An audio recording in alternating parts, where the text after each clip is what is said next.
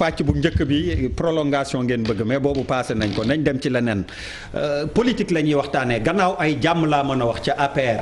Cheikh Yérim Seck. noo gisee Cissé Lo Macky Sall dalal ko gannaaw bi ñu teniree seen secrétariat national exécutif la suma juumul xamatuma sax naka lañ koy woowee bu baax APR. juboo moo fa nar a amaat comme Cissé Lo gisee naag Macky Sall ñu bëri nee nañ loolu rek la bëggoon noo jàngatee dernière évolution boobu balaa ñuy xuus ci yeneen actualité politique yi. sama jàngat mooy APR parti la boo xam ci destin mënul am jàmm ndax dafay parti boo xam dafa juddu am ñetti at jël nguur gi déjà loolu rek traumatisme la. xam nga parti boo xam ne yaa ngi juddu am ñetti at jël réew ku ne xam na ni problème amul tànk nguur amul alal amul c'est clair xam nga affaire bu fekkoon ni ñoom ils étaient toujours dans l'opposition y a pas de problème mais dañu nekk ci nguur gi nguur gi traumatisme la parce que nguur alal la ay ndombo tànk la ay teranga la et cetera affaire ña fa nekk ay nit ay góor ak ay jigéen lañ yoo xam ne dañuy lekk kaani di lekk xorom di lekk suukar di toj kaani donc ku ne da nga am sa calcul bopp am loo bëgg tu comprends ba pare mu nekk ci contexte bu doy waar c'est-à-dire Macky Sall nekk constitutionnellement ci dernier mandat que ñu wax ko ñu bañ ko wax ñëpp baron yu bari biir APR ñu ngi projeté sur l'avenir parce que politique nag loolu la bu ñu kenn nax la politique c'est des rapports de force et de stratégie entre des hommes c'est tout politique moom benn kilifa mag nee na ma du diine du tarix mbiru dox la ci àdduna pour jël nguur gi doxal ko séddoo ko te parti politique aussi loolu lay jariñ ñuy dugg ci nguur gi yëpp aussi yu ci bari ndomba tànk lañ bëgg ak mën a positionné wu contexte boobu yëpp nag moo tax du mën a yomb tu comprends symbole bi nga xam ni par exemple Macky Sall dem na recevoir Cissé Lo jàppewuma ni loolu day régler ay problème affaire parce que y a des problèmes de fond beaucoup plus importants que ça déjà APR sax de tout temps Moustapha Diakhaté mi ngi koy wax xëy na il le dit violemment mais APR ci boppam moo am problème bu fonctionnement xam nga parti boo xam ne structure yi ko jiite woon seen mandat jeex na depuis 2016 xam nga 2017 kenn renouvelé leen amul benn structure boo xam ne ni par exemple dañ ko teg bu jotee ñu war ko respecté wuñ ko koo xam nga déjà ça ne fonctionne plus comme un parti normal en tout cas mais ce qui est sûr mooy parti au pouvoir du n'importe quel parti parce que un parti n'a pas de problème tant qu'il n'est pas au pouvoir donc division yooyu yëpp ak enjeu yooyu yëpp moo tax ma jàpp ni APR du parti boo xam ne dafay am jàmm léegi nag li ci des mooy je pense que la vraie question c'est pas l'APR fi ñu toll nii ci Sénégal sama gis-gis man la vraie question mooy mission Macky Sall ak deuxième mandat Macky Sall ak mandat boobu enjeu yi mu nekk parce que xam nga mandat Macky Sall bi dafay mandat boo xam ni dans l'histoire politique du Sénégal musul am un mandat d'un homme politique bu mel nii musul am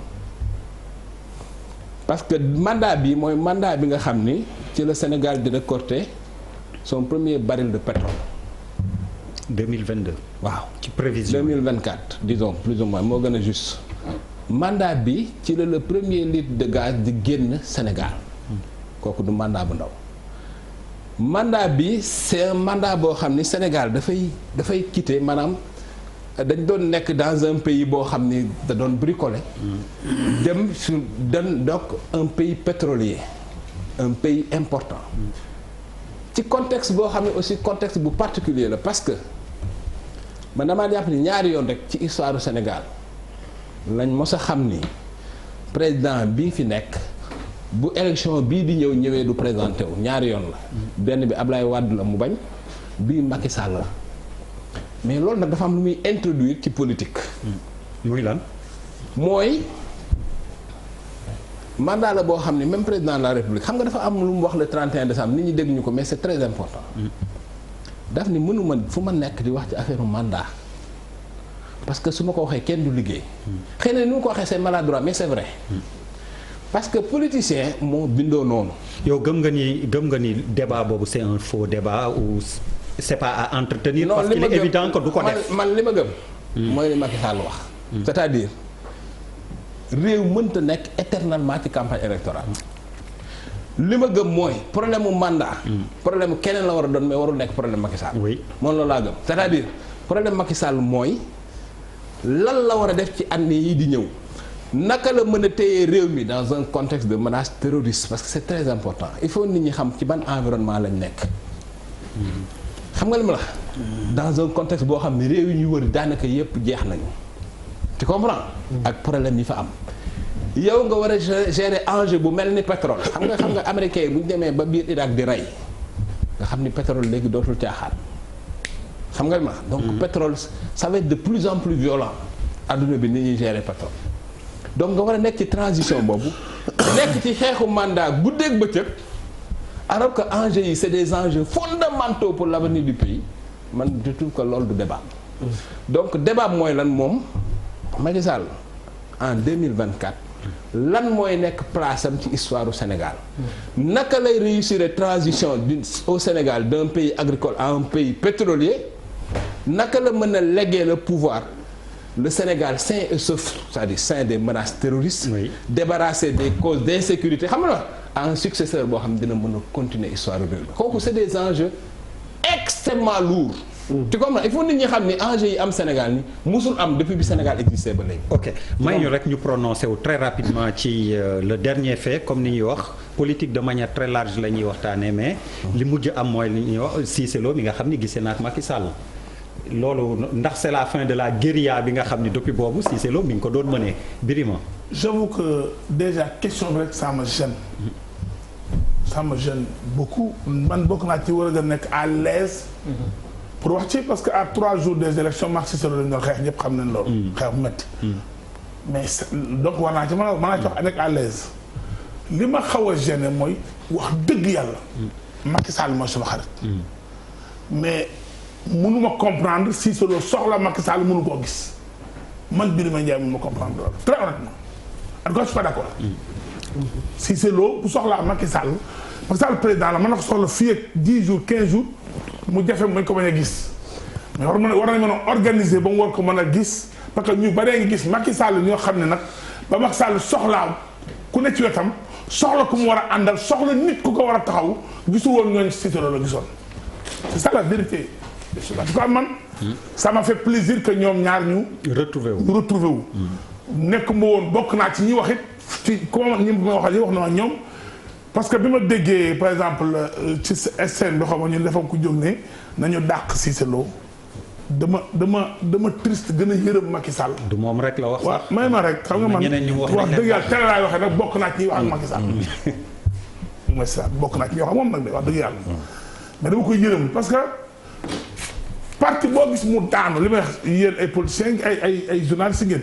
parti bu nekk au pouvoir buy daanu muy PS muy PDS fan la commencé ndax ay ndëpp ndax ay lieutenant ku wax ak ñu la amul nit dañ ko nax ku wax ne amul loolu bu passé am ci parti rek musiba am na ci parti dañuy waxtaan pencoo bi ngeen waxee fii ne Macky Sall ndax bu ñëwee day régler problème dama ne mënu ko régler loolu mënu ko régler mënu ko parce que Macky Sall mënul fexe ba biir parti bi nit ñi am ay ambition parti voilà l'APR un parti boo xam ne tey surtout boo tuddee ne boo jógoon léegi am na fukki nit yi gën a mag yu wër Macky Sall xam ne ñoo ëpp doole ci parti bi ñooy kàngam yi buñ la gisee yow boo demoon léegi nuyu ci kenn ci ñoom ñu gis leen yéen ñaar ngeen taxaw 8 yëpp dootuñu la nuyu.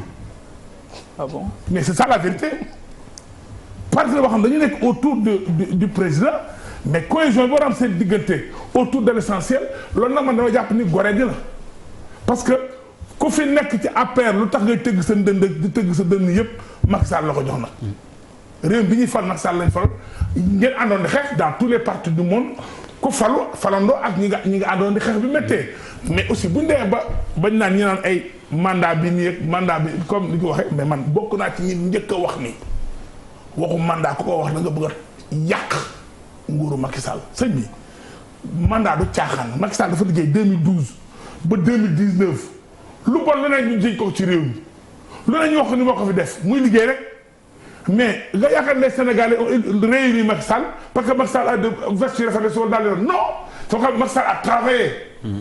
li Macky Sall liggéey boo génnee fi foo génn li naan boo gestoo gis boo lambee daj c'est palpable c'est la vérité non li may def nëbbatu amul dëkk boo def fekk fu projet Macky Sall bu viable mais noonu mu def nag ba Sénégal yi wóolu ko ba en 2019 malgré wax ay ñoom waxi Charles ak ñoom Bouba Ndour ak seen critique yéen na def yëpp on a réuni Macky Sall mais yoon wala Macky Sall war a jëlaat liggéey parce que tey Sénégal Macky Sall bëggul dégg ci réew mi am jafe-jafe ngeen yaakaar ni Macky Sall bëgg na jóge ci réew mi te bëgg fi bàyyi loo xam tourne na reste dans l'histoire du Sénégal parce que bu dee nag ba mandat bi dem ba bu liggéey ba ñëpp gis ko problème de sécurité la ñu taxaw naan la mais nga gagné tey Macky Sall dafa defagul 1 an de mandat 1 an defagul ko ku ne taal sa télévision naan wuy bëgg a jëm pour 2024 parce que ça intérêt bu nga xam Macky Sall n'est pas dans ce jeu en tout cas man li may ñaan les éléments de l'APR mooy ku dund sañ nga bëgg am lu baax kenn mu ko tere nit mais lu nekk ak waxtoom waxtu wi ñu nekk mooy réew mi dañoo bàyyi ñëpp ñu mënoon a yor réew mi xëy na sax dàqoon leen ko yor Sénégalais yi bañ leen jox leen ko ñoom pour ñu doxal Sénégal nañ nekk derrière le président Macky Sall derrière l'essentiel liggéey pour le peuple sénégalais leen def loolu ñu ngi nax seen bopp ñu ngi nax loo xam ni buñ taxee seen kaw lay daraat et ils vont le payer cash demain. Si c'est le reçu, fin de la guérilla. Charles Faye. C'est le cadet de non man Sénégal yi leneen lay xaar loolu taxul ma jóg di toog ci waxtaan. maintenant nag y a une réalité politique boo xamante ne moo fi ne c'est-à-dire tey la réalité politique vraie mooy Ousmane Sonko Idrissa Seck positionnement pour 2024 parce que faaw ko ñoom ñaar ñu daje wala ñu def face pour la présidentielle c'est ça la nouvelle réalité maintenant nag ban APR ak kan nga xamante ne mooy mbuboo nekk le joker de l'APR kooku mooy le problème xëy na du président Macky Sall et loolu daf ñuy toucher parce que dina impacter ci suñu politique dina xëy na impacter aussi ci suñu confiance macroéconomique ak yu demee noonu loolu mun na am bu fekkente ne dem na ba di war a jot ay instabilité mun na créer ay problèmes instabilité politique au sein de l'APR defe naa loolu mooy la nouvelle donne politique nit ñi xëy na bëgguñu ci avancer mais c'est ça la réalité gis nañ fi koo xamante ne mu ngi bouger commencer di attaquer 2024 muy Ousmane Sonko te il va y aller à fond keneen koo xamante ne mu ngi ne teg ba teg woon ko yoon muy Idrissa Seck et le président Macky Sall comme kii lu mu ko waxee Birima ak Cheikh Yérim mooy que c'est fini donc. Qui a dit c'est fini. maa ngi wax. donc y a un projet de. mais comme maa la ko wax laa. je n'ai rien dit moi. non tu n'as rien à. non mais non je rectifie. c'est sérieux. non loolu nga wax. non damay rectifier. non Malal may ma donc je rectifie.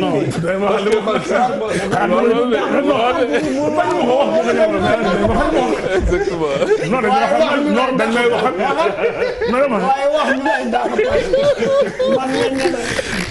pour la première fois ma gis mbiri ba waaf ak bañ ñu waxal lu waxul attention man magum jëm la du ma nekk en face d'un grand opposant de Macky Sall mais un grand partisan de Macky Sall muy wax ay intérêt doo ci dugal di ma bëgg a utiliser pour ses propres intérêts mais nangu loolu lui il est l'adversaire numéro 1 de Macky Sall moi je suis un partisan de Macky Sall man APR dama wax déglu APR bout ba bout premier ministre ba dernier ministre jowuma leen na Macky Sall la dugal sa bopp yaa ngi dugal dama ni dëggaluma dara waxal man li ma wax non je rectifie voilà Charles rectifie non dama Birima nga baal ma j'ai pas bien compris parce que sur suma gis-gis mooy que compréhension mooy qu'effectivement dama laaj boobul bu la wala tum déglu naa la baal ma tu es tellement opposant que doo ma déglu da nga déglu baal ma rek damaa juum man damaa foog ne que Macky Sall def na ñaar jeex na mais léegi l'éventualité du troisième mandat étant tout ça je waxuma ci je t'ai rien dit je t'ai pas dit il est candidat ou il n'est pas candidat je t'ai pas dit je retire la parole attends Cheikh Yérim Bouba d'abord mais non mën naa ci vas-y Bouba mais en fait xam nga li ñu naan wàcc daanu moo ci gën a gaaw nañ attaqué affaire bi si c'est loolu moom man la ma ca ba ngeen ma laajee laa ne si que loolu bu ko président Macky Sall di gis loolu man sama yoon ne aussi Cheikh Yérim dafa am fu mu génnoon loolu moo waral tooyaayam fii nan dem ci foofu. waaw moo gën a am bi guddeel bi affaire yooyu. parce que dans ce dama jéggal ma nag parce que di wër ay naan waa Cissé Lo président wax nañ fi Cissé Lo président gis naa Cissé Lo jox na ko téléphone. loolu ñun suñu yoon la wax dëgg yàlla Cheikh Yérim dafa wax fi génn def ay déclaration mu def toole coow li jëpp lenn rek moom moo ma jaaxal moom mooy dafa am tuuti benn contradiction sur ce que Cheikh Yérim vient de dire parce que tout simplement boo demee bay def sorte yooyu mooy que dans ta tête yow déjà tu es sur le prochain mandat parce que yaa ngi déjà tudd ay tur ay potentiels successeurs du président Macky Sall mooy que déjà yow tu te mets dans la peau de quelqu'un boo xam ne mu ngi xaar kan mooy remplacer Macky Sall te munoo yow convoquer loolu ba pare bëgg a wax que ni président Macky Sall du ci wax comprendre nga parce que aujourd'hui le prochain mandat bii di ñëw que mu nekk président Macky Sall présenté wu def 3e mandat wala mu bañ a présenté wu kenn mënul fexe ba du nekk débat parce que normalement en principe bu ñu jógee 2024 lii waratul nekk débat parce que dafa war a confirmer loo xam ne c'est un acquis maintenant normalement en principe donc kenn mënul dàq le fait que du ñu wax kan mooy succéder au président Macky Sall ak kan mooy ko dul succéder kan qui sont les hommes yi nga xam ne ñoo ko wër parce que boo seetee gars yi dañuy bëgg jël ñi man mii tey jii bu ma newoon président ñi ma wër mandat di ñëw seen xel da ciy nekk kenn mënu leen ko tere pour ñu tënk kii bi damay jéem a forcer d'air pour ñu dem ci affaire bi parce que semaine dernière gars yi d'accord ñu ak li Yérim génn ñu ne fii di wër ay Cissé Lo ay affaire yooyu. léegi damay wax benn affaire buuba man. waaw d'accord nga dañu war a dem ci laa bëgg a doon. waaw. journaliste dafa nekk ci rôle am. waaw. Macky Sall président de la République la. ñu jël réew mi jox ko maanaam ñu jël bateau boo xam ne suñuy pañeek suñuy ëmb ak yépp ngi ci biir jox ko mu war ko yóbbu. donc man li ma préoccupé ko moom man quand je dis que Macky Sall warul nekk ci problématique gu mandat c'est parce que responsabilité yi mu yor la man nag en tant que journaliste dafa am exercice yoo xam ne faaw ma def ko xam nga keroog maa ngi dégg benn waaye toog fii nii waa ji mi ngi xalaat li nekk ci bopp Macky Sall kooku xamul dara ci journalisme boo xoolee li ñu bind dans la tête de Mitterrand man bi ma nekkee Jeune Afrique bind naa dans la tête de Abdoulaye Wade dans la tête de Déby dans la tête de mais 1 million de fois livre politique yi ëpp doole ci àdduna bi dans la tête la tudd. maanaam nga toog gis Sénégalais comme aussi Yérim je suis désolé il peut penser que nettali sa géntu morom. non dans la tête de exercice journalistique la. je sais mais je veux dire pour beaucoup de Sénégalais nettali gént la non expliquer Sénégalais yi nag loolu journalisme d'investigation la. maanaam nga toog. jàkkaarloog Macky Sall nga toog nga ni lan la Macky Sall di xalaat li Macky Sall di xalaat du dugg ci bopp maa ngi dégg biram këram Abdoulaye Macky Sall waxu ko ñu mosuma wax ni Macky Sall moo ma ko wax man Macky Sall li may wax du ma ko wax xalaatuma ko ci àdduna mais problème bi mooy nit chaque jour nga gis benn sujet par exemple un homme politique toog nga xool ñi ko wër nga xool ñi muy waxal nga xool acte yi muy posé nga xool yenn information ci li muy teg nga mën cee jàng lu bari. t'as pas besoin de nettali gént loolu du nettali gént loolu xam-xam la boo xam ne investigation journalistique la tudd tu comprends ci loolu laa basé di recouper ba gis ñoo xam ni man wóor na ma ni Macky Sall yéene na leen par contre nag am na loo xam ne du ma ko def.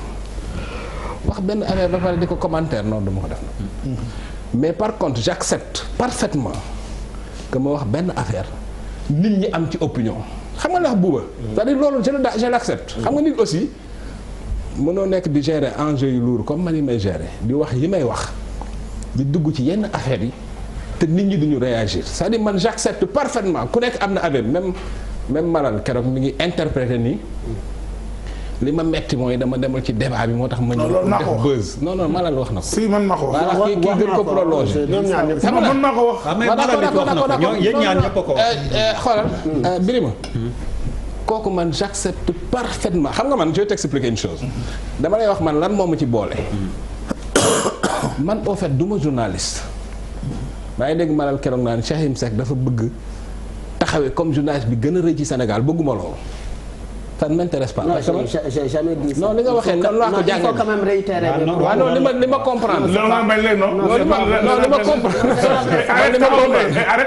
ma comprendre mooy. waxuma loolu. mais loolu nga defoon baal ma maanaam li ma noonu la ko jàngee maa ngi jéggi. maanaam bu fekkee ne interprète naa ko noonu la ko jàngee. li ma jàngate daal maanaam dafa ne du commentaire parce que dane il ne commente pas. maanaam dafa non li ma bëgg a comprendre.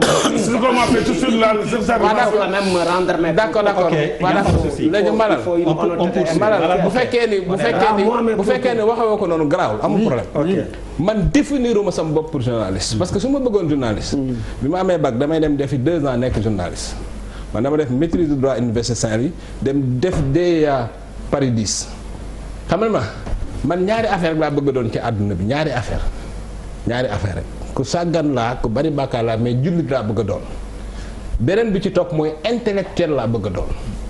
dans la définition première du mot intellectuel c'est-à-dire quelqu'un qui se mêle de ce qui ne regarde pas. wolof maanaam maa bëgg nit koo xam ne nii société bi muy dund. dafay dugg sax ci li nga xam ne nii yoonam newu ci mais liñ ciy jublu mooy defar. xam nga li ma bëgg a wax man loolu mooy sama défi maanaam bëgguma sama défi du nekk journaliste bi gën a siiw ci Sénégal déedéet. mais chérie li ma bëgg non c'est important dañuy waxtaan xam nga booba li mu wax dëgg la.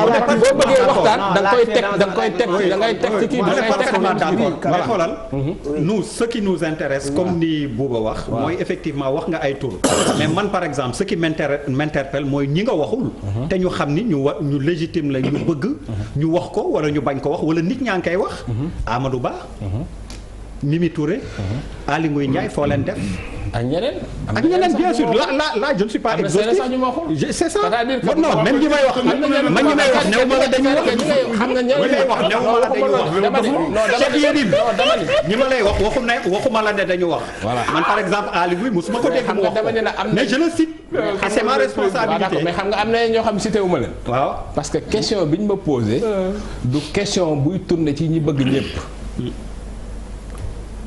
xam nga question bi ma posé mooy ñan nga jàpp ni Macky Sall yéene na leen ma recouper xam am ay affaire parce que xam nga rek journalisme je vais t'expliquer du science exacte mais am na méthode Pape Djibril Fall xam na li may wax mën nga tromper wu de bonne foi ça peut arriver mais am na précaution yi boo ko jëlee booy juumit du loo. waaw mais yéen daal da ngeen bëgg a def seen bopp. xam nga man lan moo ma jàpp Sénégal non il faut ñu déglu woon. xam nga dem CESTI xaw ma jàng nekk journaliste ah il faut ça aussi ngeen jël affaire bi teg ko ci seen bopp ba nga xam ne yéen rek yéen a am benn capacité d'analyse boo xam ne moom mooy. li am solo non li am solo dafa daal non dafa daal parce que dafa ko mais bàyyi ma terminer mais laisse-moi mais bàyyi ma mais pourquoi ngay convoquer Pape Djibril doo ma bàyyi man. parce que tu as évoqué ni ma la koy waxee noonu laa koy waxee. tu as évoqué les journalistes tu as évoqué le CESTI. wala li may waxatee je suis du CESTI. li may waxatee mais loolu grave. oui li may wax mi ngi nii. ça veut dire que xam nga li gën a am solo ci nit. sax corporatisme. xam nga lu am solo ci nit mooy que lu. ñaan ngi mais non damay doon egg. dama ne am naa droit si li Cheikh Yérim Seck wax ma wax ci lu ma xalaat c'est aussi simple que ça. non da nga may bàyyi non birim bàyyi ma eggali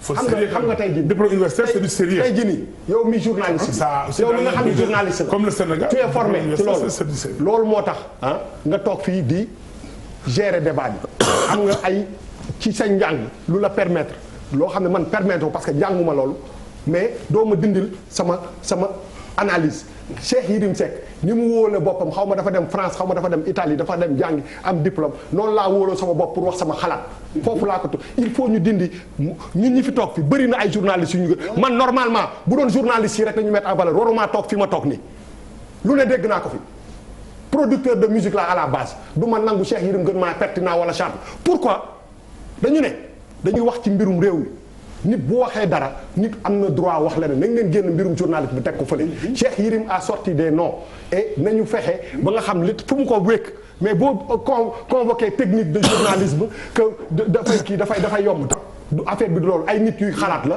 mag kii mii rappeur la. rappeur hip hop Fou Malade la doon way na fi wax ñu sa xalaat. te mi ngi nii di wax xalaat. donc il faut que ñu dindi loolu. sinon rek dañu am benn complexe boo xam ne du taxaw. oui ma Bouba capacité d'analyse ku ne am na ko. personne kenn mënul prétendre ni yow yaa détenir capacité d'analyse. parfaitement loolu kenn waxu ko. loolu kenn sañu koo wax sax. ndax xel mu rafet yàlla ñëpp la ko may. tu comprends la preuve analyse yi gën a mag ci àdduna bi duñu ay journaliste. loolu kenn waxu ko. problème bi mooy dama bëggoon expliquer nag ni dans la tête de c'est important Bouba li may wax nii parce que nit ñi dañu jàpp ni dans la tête de mooy nga dugg ci xalaatu jàmbur. alors que tey boo duggoon ci internet nga bind dans la tête de da ngay gis ni. mais dans la tête de journaliste politique yi gën a mag yëpp là où je suis pas d'accord avec lui. Quand tu veux faire boo bëggee jël dans la tête de bëgg ko def une règle universelle du journalisme. ça quand même. exercice la du règle. non exercice la wala Pape Djibril. c'est pas une règle. non Charles. non Pape Djibril on nous a attaqué mais c'est vrai Bouba tu as un problème avec les journalistes. Je suis désolé. Je suis désolé. Oui, non, c'est pas grave. Non, je ne retire rien. Je ne retire rien, Bouba. Je suis désolé, moi aussi, je ne retire rien. C'est récurrent. C'est récurrent. C'est récurrent. C'est récurrent. C'est même pas ici sur le plateau. C'est dans les couloirs, c'est dans les bureaux. C'est un problème. Kooku, ça veut dire Bouba, bu la kenn ñëw di la manquer. Tu es un excellent analyste. Kooku Sénégal képp ku koy kii fu ne dem naa fa Bouba dañ ma siy wax lu bëri si yow tu es excellent comme analyste ça bu la kenn dérange si côté boobu tu es très intelligent tu as une intelligence sociale et tu es très vite et ça c'est pas pour te faire plaisir que je le dis donc le problème n'est pas là man sama problème fan la ne mooy que on a parlé du plus facile le plus facile mooy maanaam lu gën a yomboon mooy ñëw si Macky Sall mais lu gën a difficile mooy que l'opposition tey entre deux ñaari yoo xamante ne kenn ki il est très actif mun kaa dégg muy Ousmane Sonko keneen ki il est très silencieux muy Idrissa Seck et cette démarche d'Idrissa Seck mooy interrogation nationale interrogation est-ce que du interrogation pouvoir parce que koo déggul xamoo lu mu xalaat fu mu jëm lu mu bëgg xamoo ci dara te loolu war ko muñ pendant 4 ans 5 ans mënul yomb noonu su fekkente ne sax mën na am à l'arrivée mu tibba ba jël bu fekkente ne amul loo xamante ne waxtaan nañ si te mu am yenn rancune yi kooku day xaw a jafe pour ñenn yi keneen ki man je pense que analyse boobu waaw bu newoon sorte analyse boo xamante ne si ñooñu pour man ça aurait été beaucoup plus difficile parce que dañuy dem tibb foo xamante ne amoo fa réflexion amoo fa dara est-ce que Idrissa Seck tey mën na toog di wax c'est l'opposant le plus silencieux si situation bu ñu toll nii tey dëkk baa on a eu des problèmes électricité am ay problèmes yi ñu ngi wax ay denrées ñu ngi wax pétrole kenn déggu ko depuis élection je pense que analyse bi fii ba maintenant ce que Macky le président Macky par rapport à kii defe naa loolu c'est la chose la plus facile à discuter et sur 5 ans pour moi oui bon quand il faut me rétablir un peu on est à la télévision c'est un peu sensible Bouba waxul la ne la par exemple dafa mettre en cause CESTI wala nangam diplôme universitaire amul dans un pays normal mënul remettre en cause les diplômes universitaires quand même.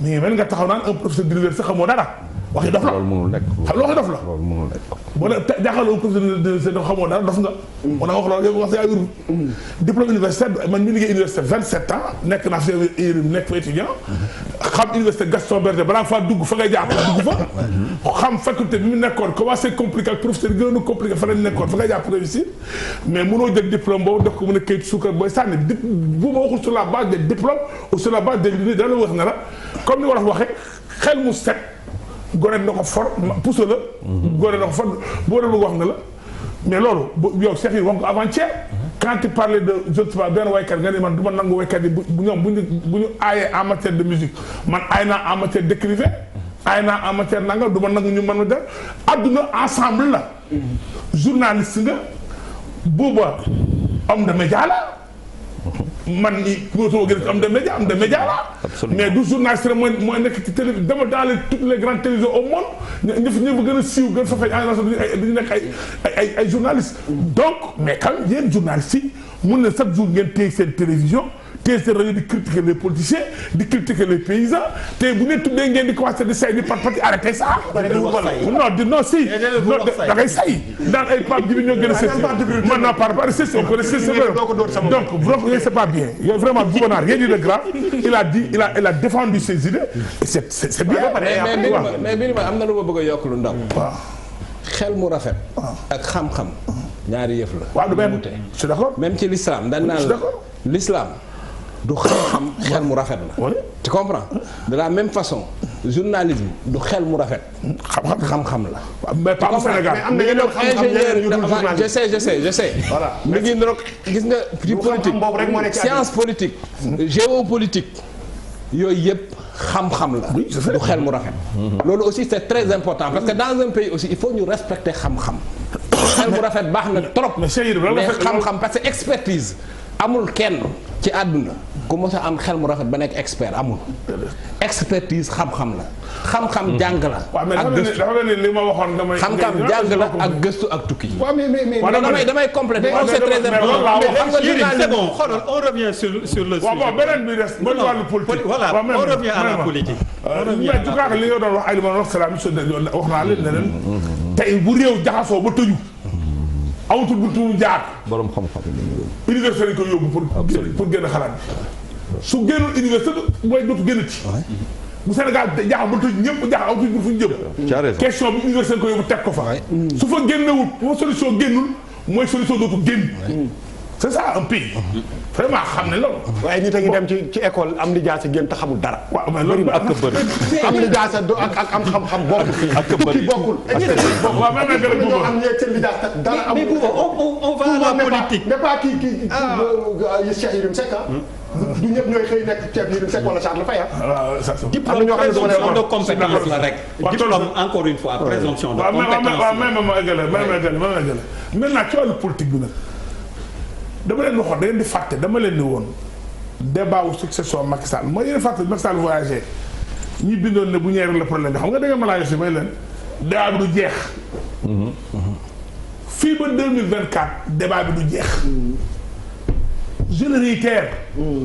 maintenant dañu ko war a civiliser man dinaa nangu un Charles Faye qui est là qui fait la promotion de Sonko la promotion de Idrissa Seck qui est là qui a soif du pouvoir non c'est vrai fatigué 7 ans d'opposition na dema 2024 c'est normal que mu def la promotion de Idrissa Seck la promotion parce que yaakaar ne bu ñu ñëwaatee xëy na mu naanaat tuuti ndox daa am c'est dans l'ordre normal des choses mais ñi nga xam dañoo téye nguur ba pare di ko exercer waaw ñoo war a ànd ak seen xel parce que tey dama yaakaar ni ñaari alternative moo mën a am amul nëbb amul nii Macky Sall nekk candidat mbaa mu tànn candidat te ñaari daa am loo xam ne moo ko ëpp njëriñ tànn candidat nekk candidat mooy li gën a ndaw ci loolu mooy fexe ba boo taxawee ne maa fi nekkal mouvement présidentiel réew mi na ànd nañoo yombal ngeen liggéey fi loo xam ni dañ leen mën a gëm bu ñu liggéeyul Macky Sall loo ku mu tànnoo dañ leen ànd bari teg na ko teg tànn keneen teg ko fi je pense que aujourd'hui li nga xam ne moo war a ñor état sénégalais li nga war a xam ne moo war a ñor mouvement présidentiel mooy donner des résultats égaler les projets exécuter vision présidentielle pour que les Sénégalais mën ni gongo. D'accord. Je pense que c'est ça l'idée. mënul bokk ak idée ki nga xam dafa nekk à l'opposition amul lu muy liggéey heure bu xëyee mi ngi xool lu dundal xelam yaakaar lu sa ragal mais c'est pas la même chose. Pape Djibril alors je te réintroduis dans le débat ndax gis naa dëgg door neutralité mais dugg si waatal ak ni ñu wax Cheikh Yérim man je continue à l'appeler nettali géntu Macky Sall bi buggul dégg loolu mais man noonu laa koy woowee. waaw man question bi may njëkk a teg si table ji rek mooy intérêt sénégalais yi fan la nekk dans ce débat. parce que bu fekkee ne dañuy regroupé wu di waxtaan wala di xool ay schéma yoo xamante ni ay intérêt chef de parti la ay intérêt parti wala sax yenn saa yi sax du intérêt parti yi intérêt chef de parti yi la loolu tam c'est un autre débat ndax li dirigeant parti yi di def yëpp dañ ci am onction parti yi pour man beneen débat la boo xamante ni aussi ça devrait intéresser les Sénégalais beneen bi nga xamante ni moom laa ci bëgg a wax mooy président Macky Sall 2008 la commencé préparer la présidentielle de 2012 2008 bi mu génnee rek ci la commencé préparer la présidentielle de 2012 donc il a eu 4 ans donc quand tu as eu 4 ans pour préparer une présidentielle et que tu dis aux autres xaar leen ba à une année suñu réew yi élection dafa compliqué léegi leneen li mu wax li mu am solo mooy mu ne bu nee candidat la rek gars yi dootuñu liggéey mais que Sénégalais yi bëgg a def politique te yéen am yéenay jël poste boobu nañu génn léegi ñu dem wuti.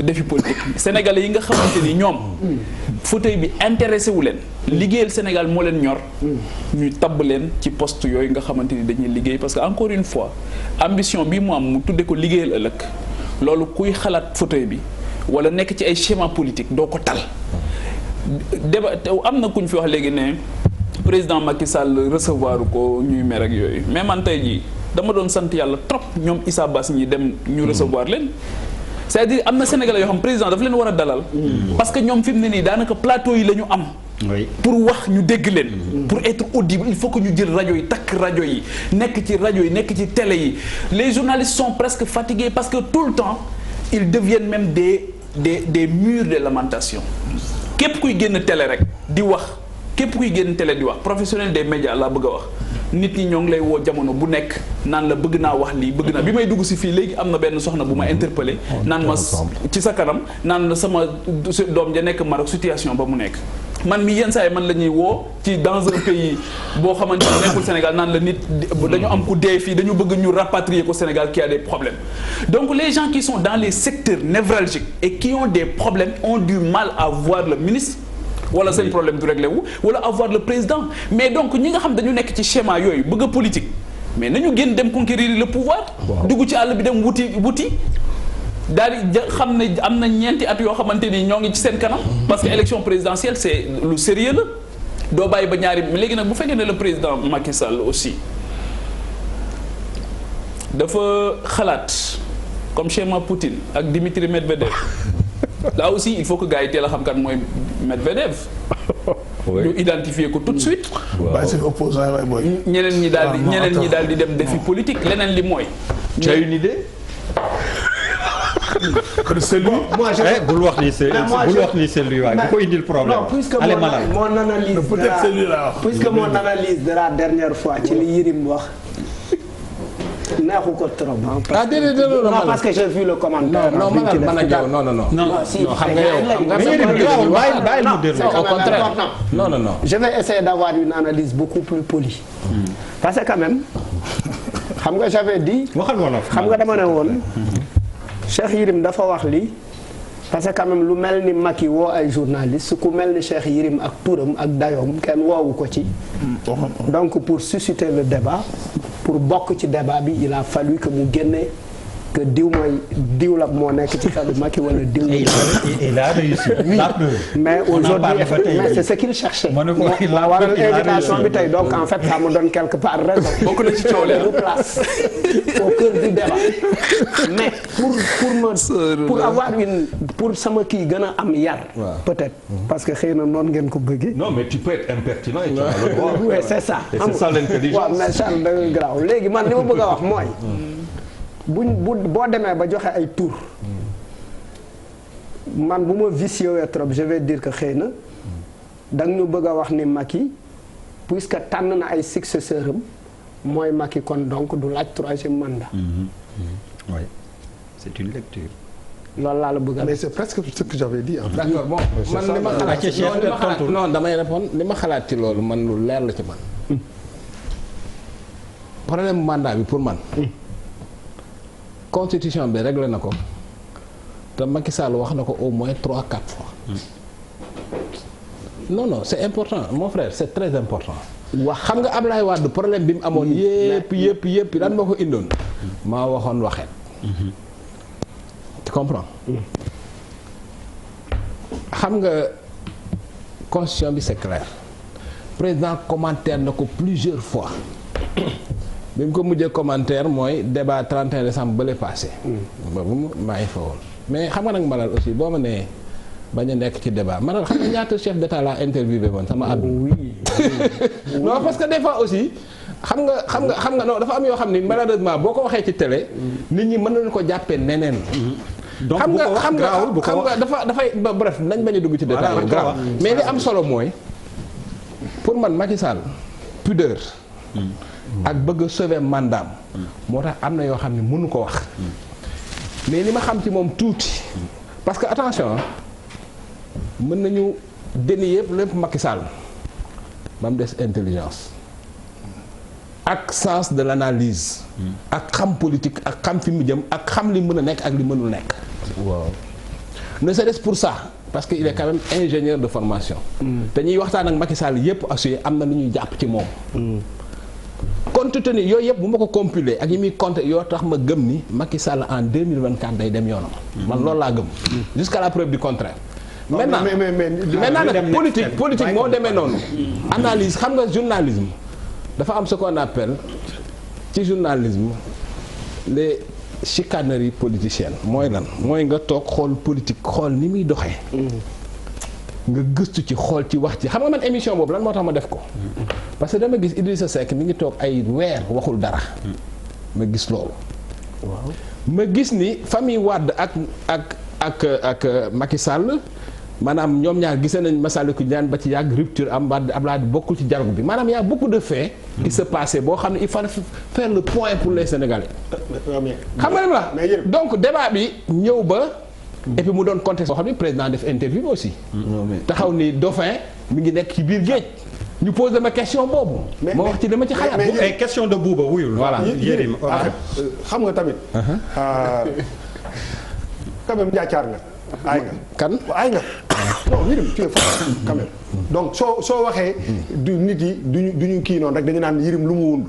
parce que aujourd'hui en disant ça am na ñoo xam ne. def nga croire ci ñoom. et ça peut même mën na impacter. ci seen avenir politique. ça peut fissurer xam nga aujourd'hui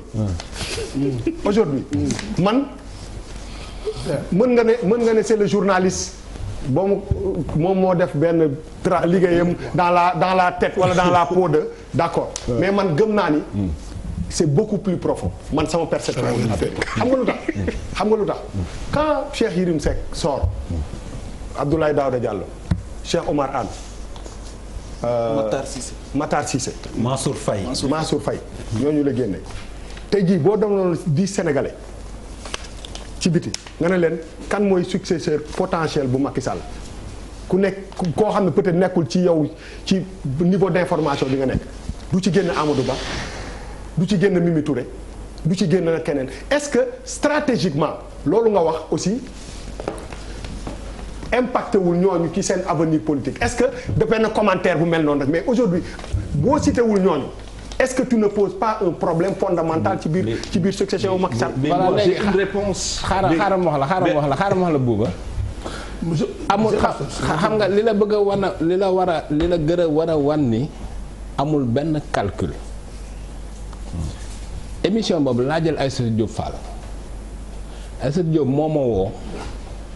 ni ma grand parce que man mosuma j'ai jamais demandé à être invité partout nulle part émission boobu planifié wu ma ko maanaam xam nga bu doon planification mooy da ngay parce que bu fekkoon dama ko bëggoon wax ak sama bopp xam man soxla ma dem ci benn média pour wax kam parce que am naa ay média lañu waxante dëgg rek quoi je dis bu fekkoon ne man damay planifier pour wax amoon naa possibilité yu bari wax Aïssatou moo ma woo pour inviter ma.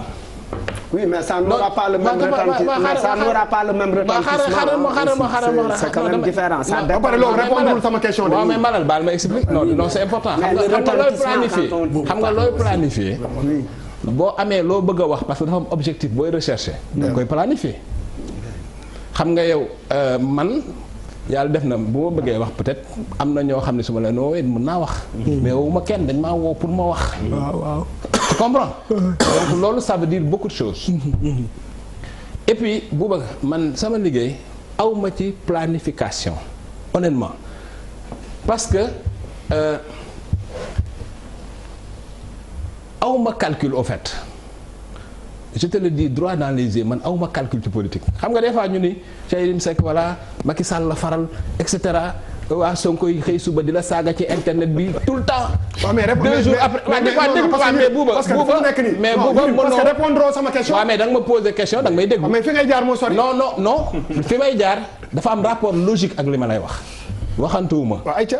attends xam nga chaque jour dañuy toog ñu ni Cheikh Yérim Seck Macky Sall moo koy manipuler les gars de Sonko di la saaga lu ne ñu wax ko le lendemain matin nga waxaat ci Macky Sall les gars du pouvoir jóg affaire yu deme noonu loolu pourquoi parce que awma calcul man musuma calculer ci journalisme li ma jàpp ni mooy dëgg moom laay wax par contre mën naa juum parce que il faut avoir l'humilité de le reconnaître. Ouais.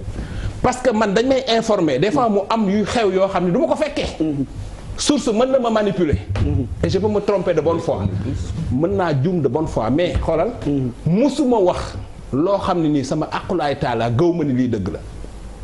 d'autant que man j'ai pas le droit de tout dire ñu bari mën nañu wax lu leen neex benn kilifa bu mag mos na ma ko wax benn njiitu réew mun ma yow defal ndànk ci li ngay wax parce que même booy foo day am retentissement.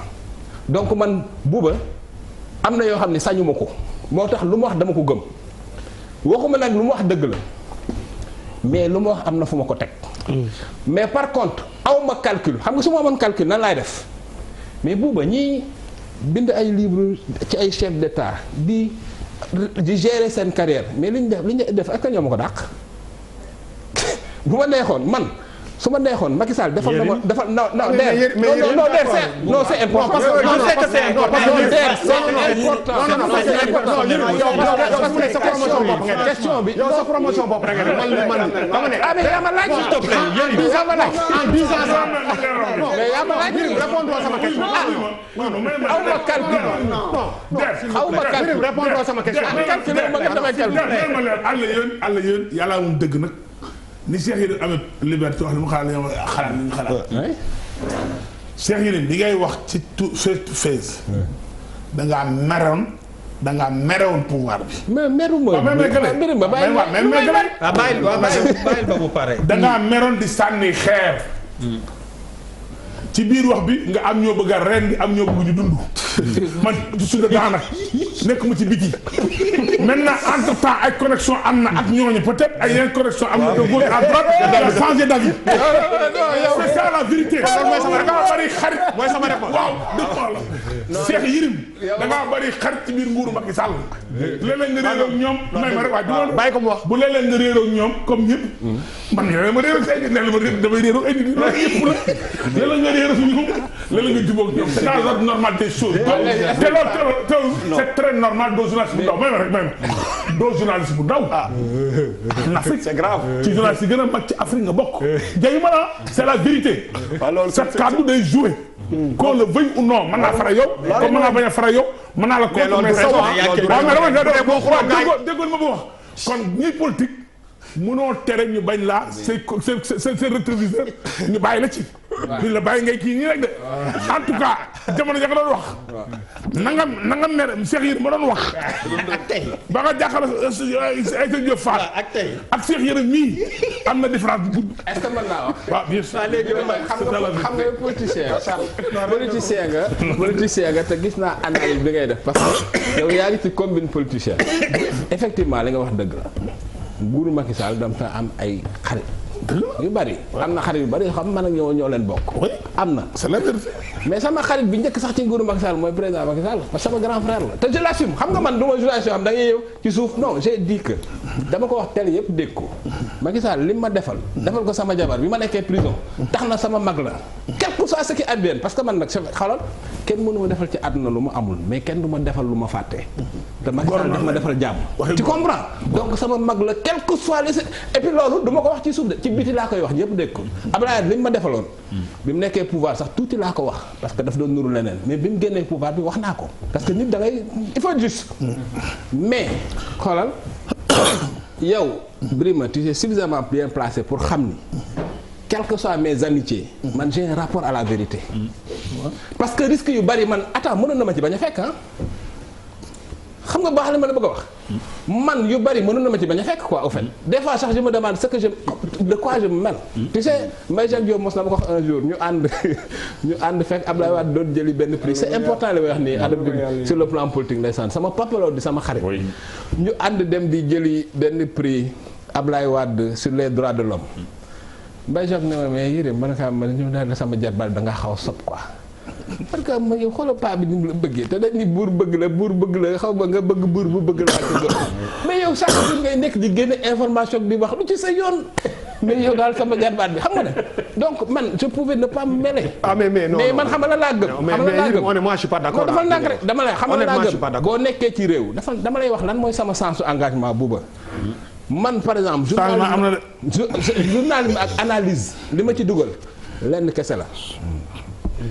man maa mënul nekk ci réew moo xam ne dama fay gis dara te duma ci wax li ma xalaat mais tey moment bi may wax ak yow nii sama activité du journalisme. mais Yérim tu comprends mais day revenir ci yow rek. vraiment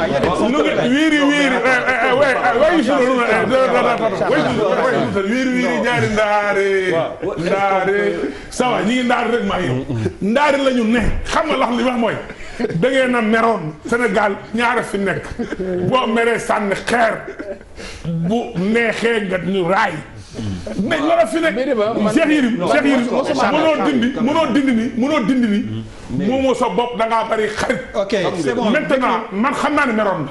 non ma suma c'est la vérité. non mais li tax woowuñu la pale meroon na. mais non mais fii. non tu l'as même fois dit Yérim c'est pas la peine de revenir dessus.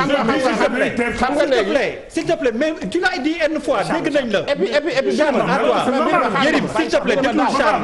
Birima daaw mais Birima ay journaliste war a interview Macky Sall man Birima Ndiaye su may tànn naa la ko boole. mais Birima xaaral pour les Sénégalais. mais am nga une petite motion. Birima format boobu di ko Macky Sall di njëkk a def mais man maa ko commencé non. mais léegi lan moo tax non attends. non yaa ko commencé mooy yaa ko initié. non jamais. ci la bokk dans un pays boo nekkee ci réew ay mais Sénégal am na lu mat 1000 journalistes. oui mais lu tax rotation du am. oui et puis Birima non dafa naa xam nga kii bëgguma personnalité débat bi moo tax bëgguma dugg ci ay détails. mais justement mais yow tu penses que interview rek laa mën a gisee Macky Sall. non ah voilà. donc loolu moo tax s'il vous plaît yéen tamit Charles tu as la parole même man bokk na Sénégal yi xam bokk na Sénégal yi xam tëjal ma micro ñoom ñëpp. ah bàyyi ma noppi kon mais tëjal ma micro ñoom ñëpp. Charles à toi mais jeex na depuis sànq maa ngi leen di arrêté leen su dee c'est comme ça que je peux réguler le débat Birima su dee arme boobu kese moo ma moyen en tout cas moo ma boo nekk fi di métti ni boo teg sa li mu wax j'espère que loolu génn ci Charles à toi. waaw man du ma ça veut dire mais Cheikh Yérim il a répondu nee na dafa dugg si bopp nit il a investigué dans la tête de quelqu'un. Il est très fort kooku benn la dafa ne chicanerie mais chicanerie ça veut dire ce que ça veut dire bu dee tubaab rek la. oui mooy lan. waaw chicanerie nag mooy say astuce say kii on n'est pas bu fekkente ne da nga toog nga ne ma Mansour Faye 1000 milliards à lui seul les analyses quand on fait des analyses on convoque on met des tout. Mansour Faye quoi. 1000 milliards.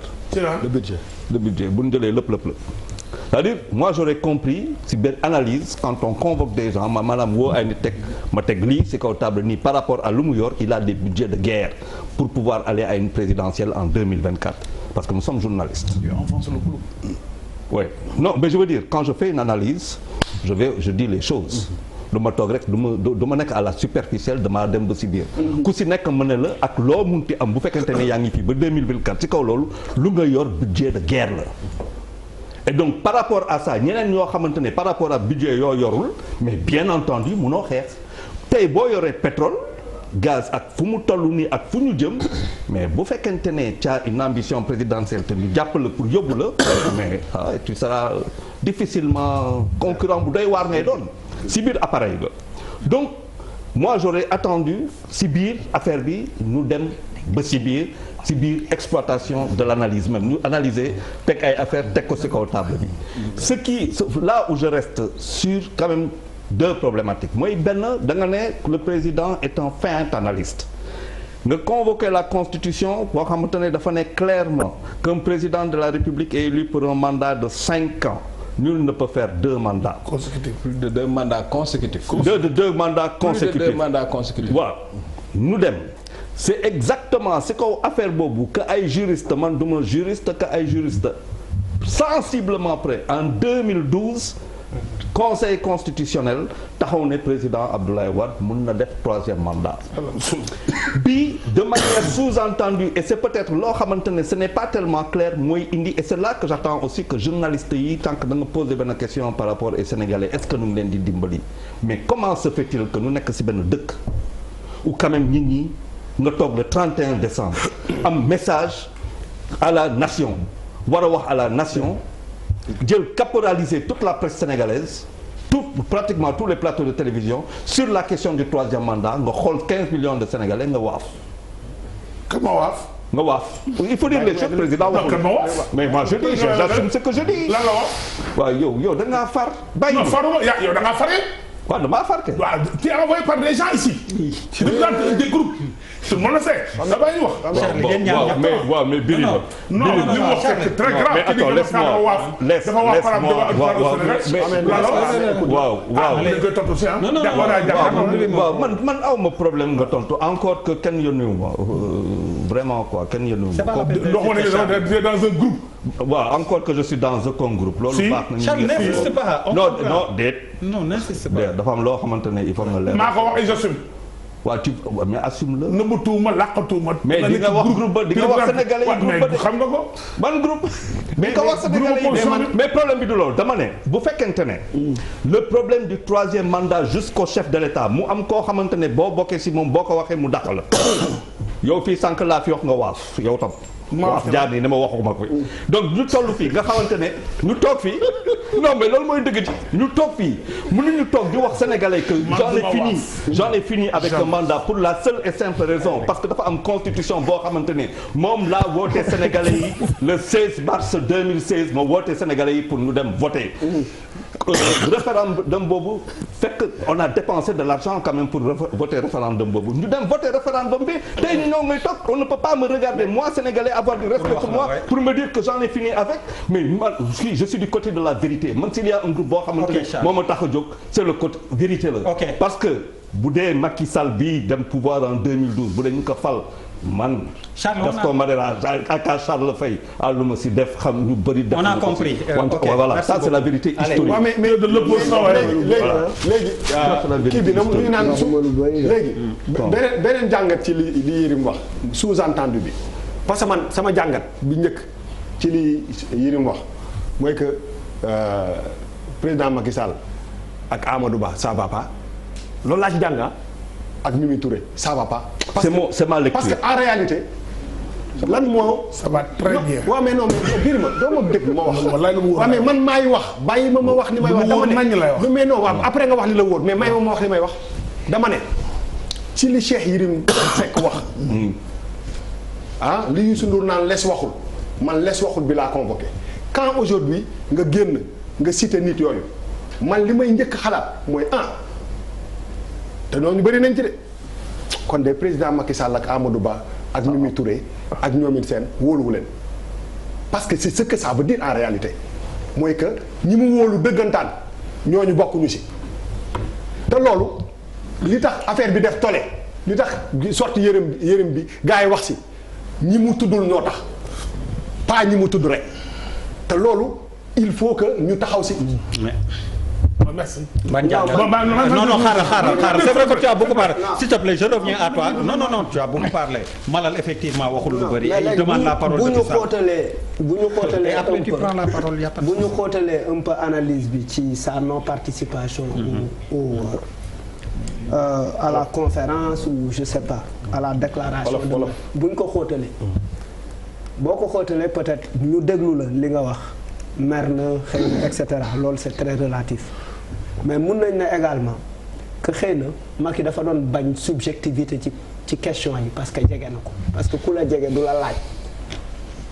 pas forcément. non man ak bu man laaj naa ko 31 baal ma ko 31 décembre laaj naa Macky Sall ñetti. devant tous les Sénégalais. waaw devant tous les Sénégalais laaj naa ko ñetti question. waaye mais bu njëkk bi affaire Thierno Alassane Sall bu njëkk bi. xam nga proximité xaaral non may ma tuuti tamit man maay wax beneen affaire bi posé naa ay question Macky Sall devant la télé ñëpp. xaaral ma eggali.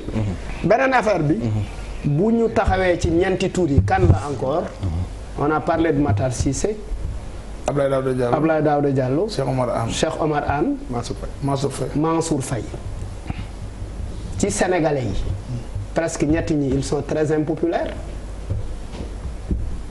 ou inconnus ñan la par exemple. donc et puis président booy tànn xanaa kay di nga ne man sama dauphin sénégalais yi moom la ñuy topp di yuuxu di ko tàccu diw de nangam wala sax stratégiquement en termes d'électorat lii lay représente ou bien en termes de résultat de compétence parce que booy tudd Amadou Ba xëy na da nga koy tudd ci wàllu électorat wala ci wàllu influence ak charisme booy tudd Matar xëy na da nga koy tudd ci wàllu résultat ak compétence mais boo waxee waxu xëy na Cheikh Oumar Anne il fait partie xanaa kay Macky du jël le risque di jël dauphin Cheikh Oumar Anne parce que en termes de popularité ak en termes de critique yi nga xamante ne moom la Sénégalais teg ci ndoddam chaque manifestation nit ñi tudd ko boo jëlee effectivement Abdoulaye Daouda Diallo xëy na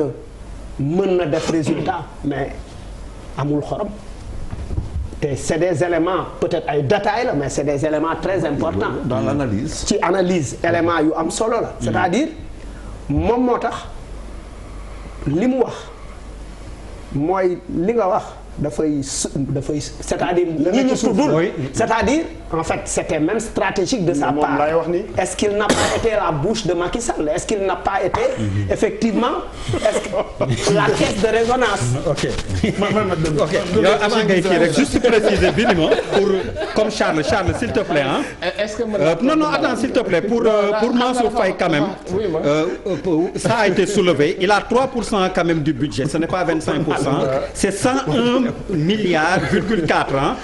Donc non 1000 milliards, hein. Je suis désolé. 1000 milliards c'est beaucoup quand même. 101,4 milliards la yore, soit 3% du budget. Je pense que non c'est important pour la précision. Oui. Non, Cheikh Yérim s'il te plaît. Cheikh Yérim xam nga dafa wax bu dafa wax ni tudd ay tour ne xaj na est-ce que jubóo na ñoom moom ba ni sax est-ce que. non dama ne déedéet waxuma lool de dama ne li Yérim wax. loolu lay nur waaw man ma bëgg a leer dama bëgg a dindi parce que dama cee xam dara teg lay waxal. dama ci xam dara du ma wax lu ma xamut xëy na sama saal. non man da ngaa jum si man. waaw waxuñu dama ne ñi Yérim tudd ñeent ñi mu tudd ak Amadou Ba boobu nga tudd. ñoom ñëpp kenn amul ci problème Macky Sall personne au contraire homme de confiance am lañ bokk na ci ñu gën a wóolu ñi mu tudd kaat yi nga tudd y compris Amadou Ba bi ngeen naan dafa problème ak moom damay la groupe boobu bokk na ci ñi Macky Sall gën a wóolu ci réew mi. pourquoi tudd ko Yérim. waaw non mais Yérim na ne pas Macky Sall man li Macky Sall li nekk ci Macky Sall lay wax. Macky Sall laa faral Yérim c'est Yérim. Yérim c'est journaliste qui dit c'est tout. Mimi Touré nag. dama ne non man waxuma Mimi Touré. ni ma tudd naa leen. non man li ma xam laa wax. non mais mun na moo xool li ma xam laay wax. parce que bëgguma génn jàkkaarloo li mu ñàkk bien introduit. dama ne j'ai dit que ñeent yi nga tudd y compris Amadou Ba ñooñu ngañ tudd bokk nañ am na ñeen ñu bokk ci liste bi am na ñeen ñu bokk ci. bu ko daan defaat tey est-ce que dina yokk ci liste bi kenn. mais dañ bokk tey jii Yérim bu ñu ko laajoon même question bi. dafa ndànk comme jubóo naa gars yi est-ce que dana yokk ci liste boobu. waaw may ma je pense que ça réponds à la question dans 3 mois Yérim peut changer les noms. non Yérim peut même changer les noms. may ma dem wax Yérim peut changer les noms. je dis bien je peux bien mes mots. dama ni objection ni mu kaat yi mu tudd. man kaat yi mu tudd. cadre yi mu tudd. mais ci lan lañ bokk. plan mandat. waxuma plan man waxuma ci man xam nga du wax ci mandat wax naa ni ko. ok d'accord. je ne parle pas de mandat je ne sais pas en matière de mandat en matière de mandat. non am waxuma ci mandat en matière de mandat xawma ko Macky Sall teg ak la may def xawma ci dara waxuma ci dara. alors ci gestion gouvernementale laa wax xam naa ñi Macky Sall wóolu ak ñi nga xam ne doy nañ te ñi ngeen waxtaan ak ñoom gisoo ñoom. mais la cadre yooyu mu tudd. y compris Amadou Ba. bokk nañ ci ñi ko gën a jege tey ci wàllu gouvernement. maintenant nag dauphin ak ki remplacé Macky Sall loolu xawma ci dara. dëgg la donc Bouba je te rassure awma ak kenn. honnêtement xulóowuma kenn jubóowuma kenn Birima waxu politicien la Birima c'est normal Birima dafa am fu mu far Birima je comprends son interprète c'est normal moom dafa nekk ci biir appareil bi te xam nga politicien moo demee noonu dañuy wax xam nga ñoom seen biir selon seen i calcul mën nañ la wax lii tey ëllëg ñu wax la leen man melu moo demee noonu non waxuma yow non man melu je veux dire sama baatu ma ne appareil bi nga nekk man murid laa sama jëf yi daaw ak sama dama ñaan yàlla mu doon appareil bi nga nekk li ma gëm laa wax tey nag journaliste si melu ni politicien bariwul ci mais je veux dire non dama la bëgg wax ne appareil bi nga bokk ay politiciens ñoo ci nekk politicien ku ne xam na ni affaire bi c'est contexte comme météo rek tu comprends bref li ma bëgg a wax mooy man xulóowuma kenn comme il le dit il a parfaitement raison gis nga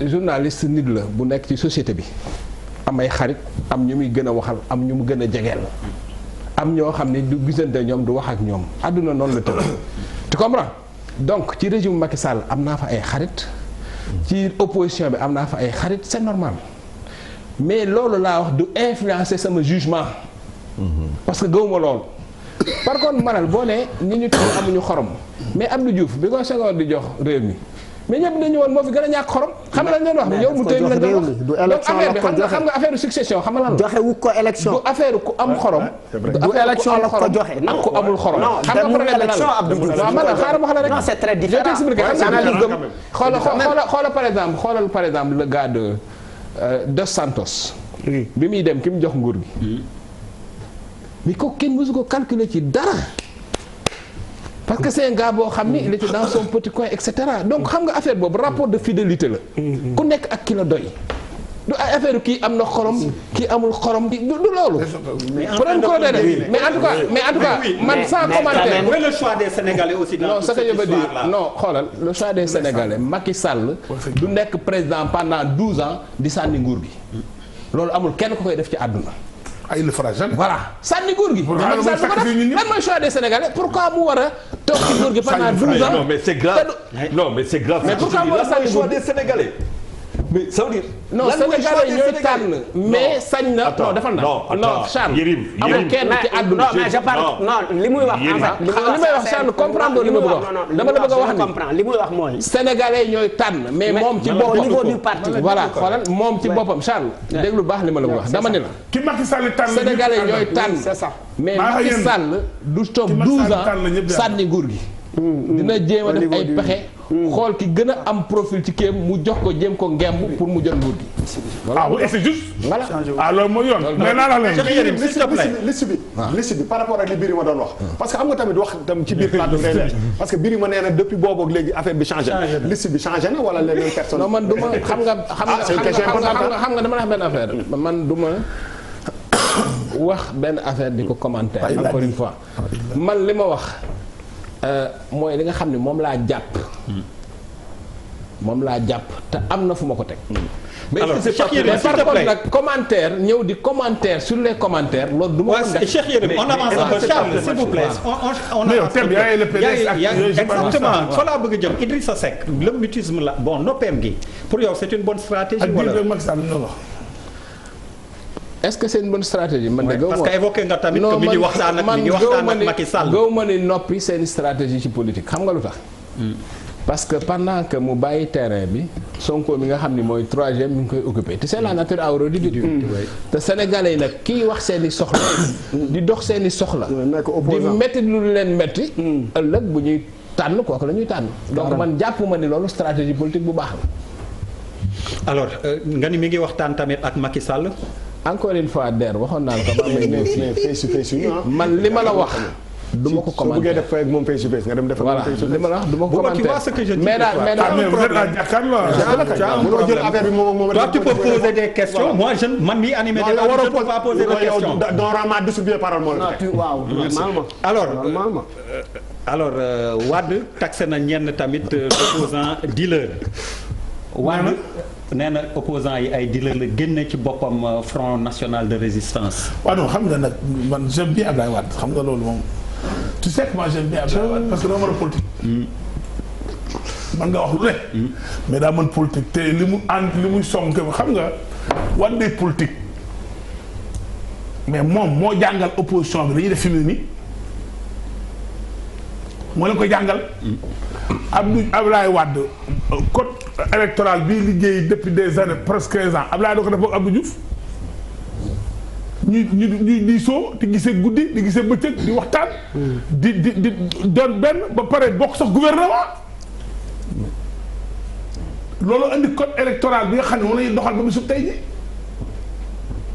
donc diisoo opposition diisoo parti au pouvoir Abdoulaye Wade moo ko jàngal opposition bi.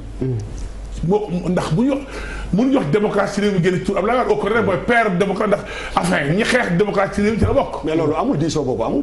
non diisoo non diisoo gi am ndax dialogue national bi non amul bu dee si dialogue national bi ak dialogue politique non opposition bi fu mu nekk nii. ba opposition nga non dama ne opposition. Idrissa Seck ak kii. non dama ne Sonko nekku fa Thierno Alassane Sall newu fa Abdoul Mbaye newu fa bu dialogue bi ñu am. ñooñu en tout cas ñooñu opposition lañ de. waaw mais da nga ñëpp nekkuñu fa.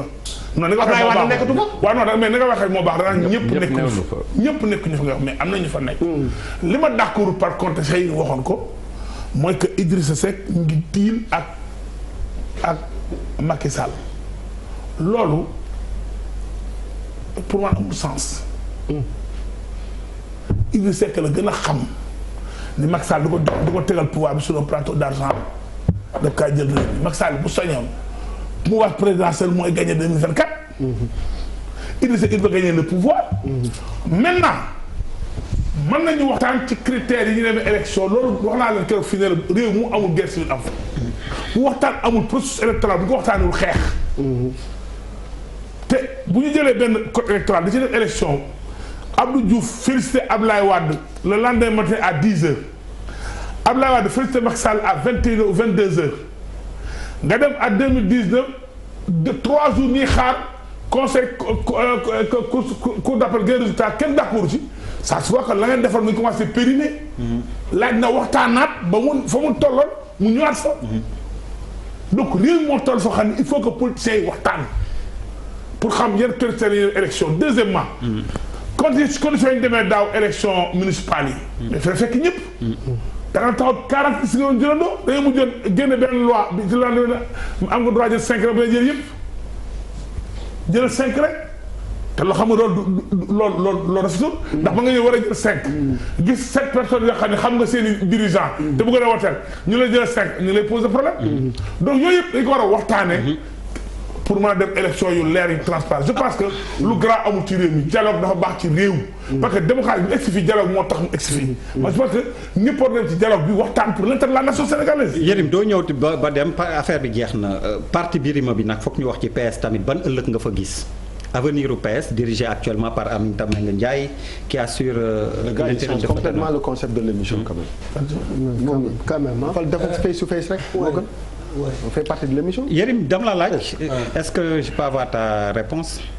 non man je pense que toute la famille socialiste. sama gis-gis mooy depuis 2000 Sénégal mi ngi dugg sous le libéralisme ça fait 20 ans. te Sénégal am na place pour une offre politique nouvelle. mais lay day fekk toute la famille socialiste historique. daje. tey bu Khalifa Sall Malick Gakou maanaam ñëpp ñi nga xam ne ils sont d'extraction sociale daje woon. former un grand parti socialiste. loolu mën na doon une alternative crédible. man sama gis-gis. ok mais ak ni mu tase nii c'est très compliqué. est-ce que c'est vraisemblable. mais c'est possible en politique. mi ngi dépendre ci base yi ak ni ñu koy defee. mais boo jëloon tous les socialistes historiques tey nga boole leen.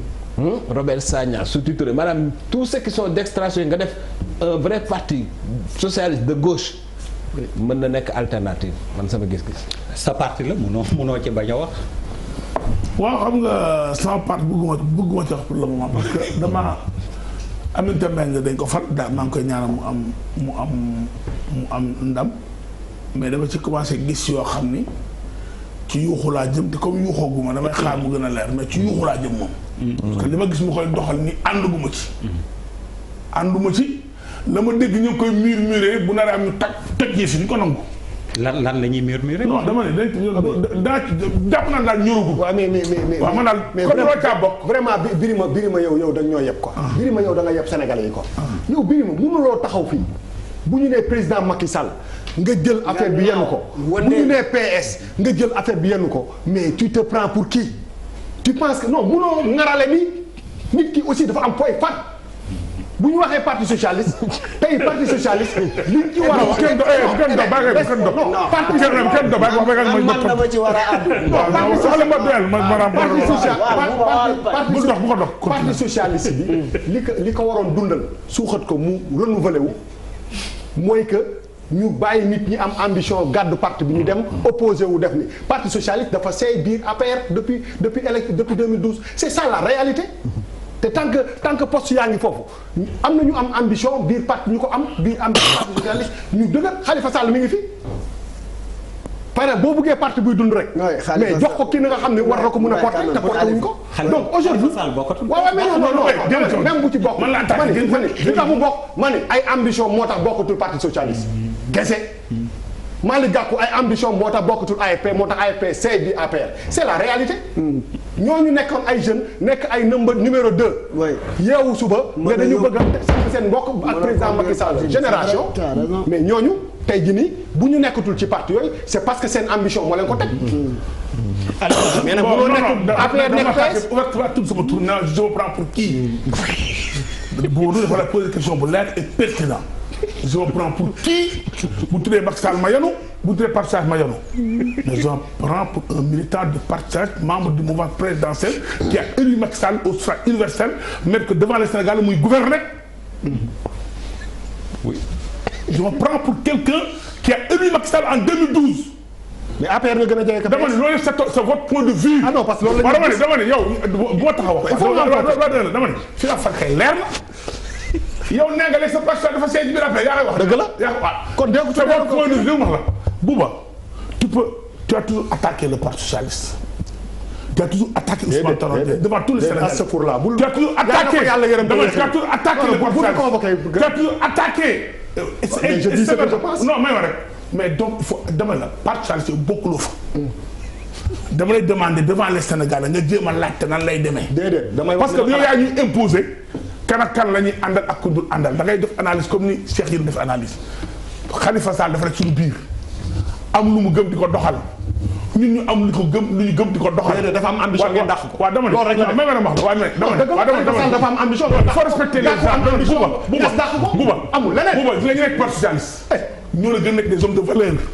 Billaahi.